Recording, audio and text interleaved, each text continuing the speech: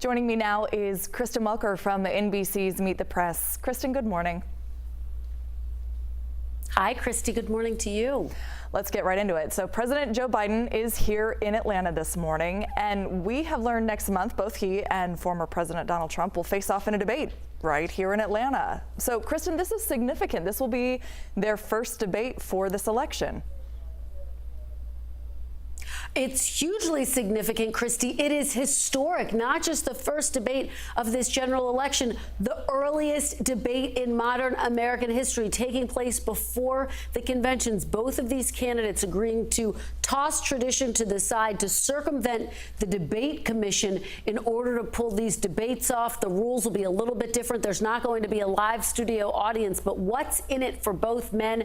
They have risks and rewards. Former President Trump is hoping that once he's on the debate stage with Joe Biden, he can make the case that the president doesn't have another 4 years in office. That's what he's been arguing. On the other hand, President Biden is hoping that he can make the case, his central argument of his campaign, which is that Donald Trump, he argues, is unfit to serve, is a threat to the nation's democracy. Now, if you zoom out a little bit, what are the implications of all of this? This race has been remarkably stagnant. We have seen former President Trump with a lead nationally and in key battleground states, in many cases within the margin of error. But nothing has shaken up the state of this race, Christy. Not Trump's legal trial in Manhattan, not President Biden's State of the Union address. So the Biden campaign is really hoping that this is a moment where they can shake up the state of the race. I also think that for both of these candidates, they're hoping they can box out a potential third-party candidate in RFK Jr.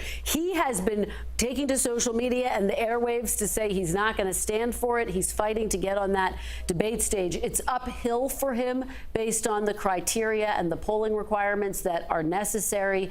But again, both candidates, while Trump has said he would welcome him on the debate stage, has also said he doesn't think he's going to qualify, which gives you a sense of what's really going on here, Christy. Yeah, and both of them trying to land some blows in this debate. That's certainly true. The fact that it's here in Atlanta, though, what do you think that shows about Georgia's importance and significance in this year's presidential race?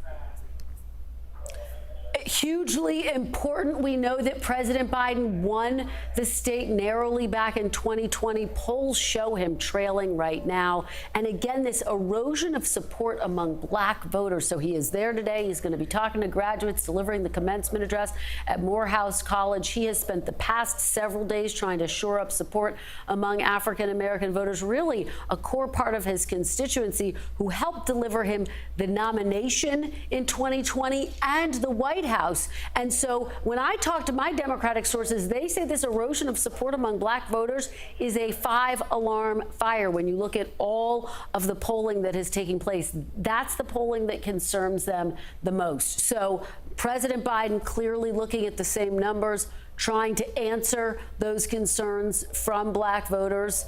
And again, he'll be there in Morehouse delivering his commencement address today. We'll listen closely to his message and the implications moving forward for the race. All right, so much to listen to on your show this morning, including your interview with Michael Phelps ahead of the Paris Olympics in July. Lots to watch. Kristen, Thanks so much. Meet the Press airs at 10, right after 11 Alive Weekend Morning News.